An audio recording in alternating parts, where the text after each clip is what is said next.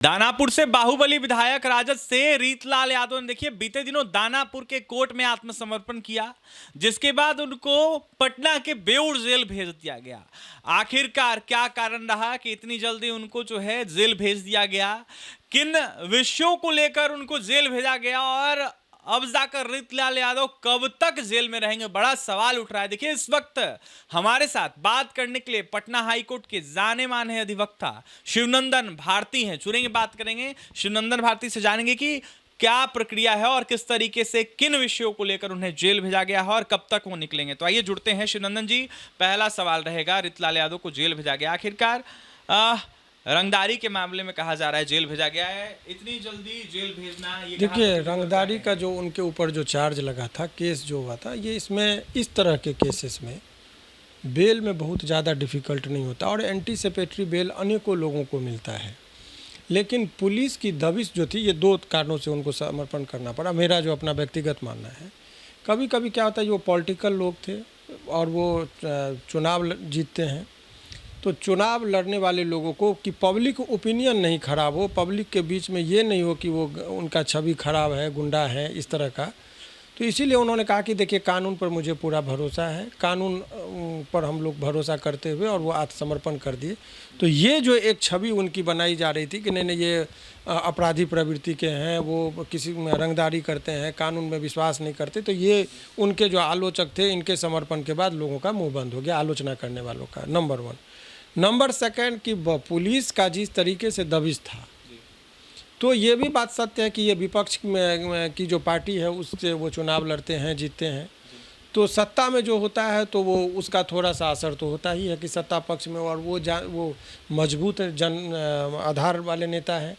तो ऐसे परिस्थिति में वहाँ पर अभी इलेक्शन का टाइम था, तो ये भी एक दबाव बनाया जा रहा था कि इनको जेल भेज देंगे तो यहाँ क्षेत्र में जो है जो सत्ता या उनके विपक्ष के जो लोग हैं उनको चुनाव जीतने में कठिनाई नहीं होगी। रणनीति के तहत भी कभी कभी दबाव बनाया जाता है। तो इन पर उनका ये विचार था कि अभी हम सरेंडर कर जाते हैं और रेगुलर बेल लेना आसान होता है एज़ कम्पेयर टू एंटीसिपेटरी।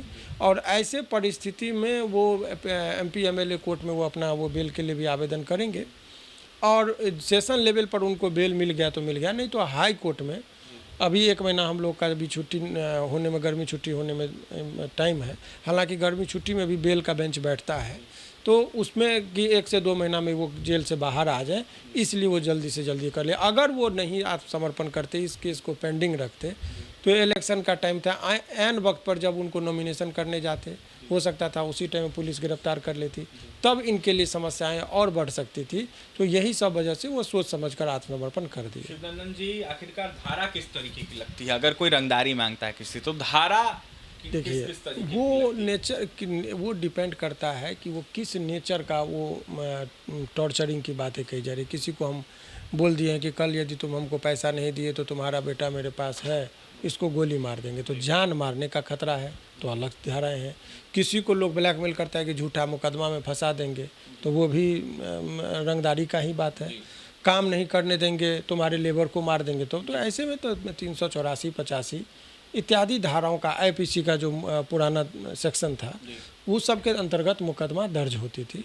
इन पर भी यही है, बेल के टाइम में इस तरह के केस में कोई ठोस चीज़ मिलता नहीं है तो बेल आसानी से मिल जाता है। बेल के दृष्टिकोण से बहुत डिफ़िकल्ट केस नहीं होता है बेल इस सब केस में, हाँ, लेकिन वो क्रिमिनल हिस्ट्री को देखा जाता है। तो criminal history generally anticipatory bail के टाइम में ज़्यादा देखते हैं। रेगुलर बेल में ऑनरेबल सुप्रीम कोर्ट भी बहुत सारे केसेस में ये कहा है कि आपको रेगुलर बेल में यदि कोई है, रेगुलर बेल का मतलब यदि जेल में है तब उनको, यदि बाहर से आप माने जेल में है और उनको तब बेल के लिए आवेदन करता है, नियमित जमानत जिसको कहते हैं, तो ऐसे में क्रिमिनल हिस्ट्री को बहुत ज़्यादा महत्व नहीं दिया जाए। केस में उनके ऊपर जो चार्ज हैं, उनके ऊपर जो इल्ज़ाम है, सबूत क्या मिले, गवाह ने क्या कहा, इत्यादि चीज़ को गुण दोष के आधार पर उसको बेल मिल जाना चाहिए।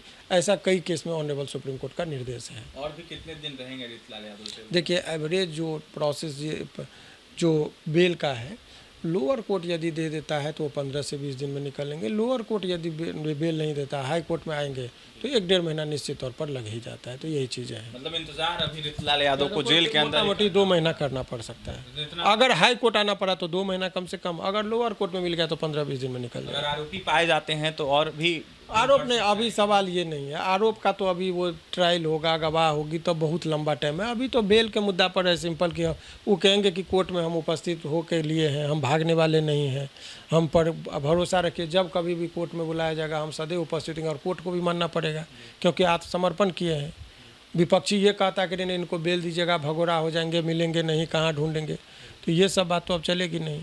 तो यही सब चीज़ें हैं। देखिए बेल जो है वो कहीं ना कहीं मिलने में करीब 20 दिन या फिर 1.5 महीना तक भी लग सकता है अगर पटना हाई कोर्ट में आते हैं तो। फिलहाल देखने वाली बात यह होगी कब तक रीतलाल यादव बाहर निकलते हैं, किन किन तरह की धारा लगी, ये भी बताया था शिवनंदन भारती। ऐसे में पटना हाई कोर्ट के जाने माने अधिवक्ता हैं। फिलहाल जिस तरीके से दानापुर से बाहुबली विधायक रीतलाल यादव जेल में बंद है, इसको लेकर क्या कुछ कह रहे थे रंगदारी मामले के विषय पर आपने सुना है। और भी तमाम खबरों के लिए NBC के साथ बने देखने वाली बात यह होगी कब तक निकलते हैं रीतलाल यादव। पटना से सहयोगी सुधांशु के साथ मैं अभिषेक।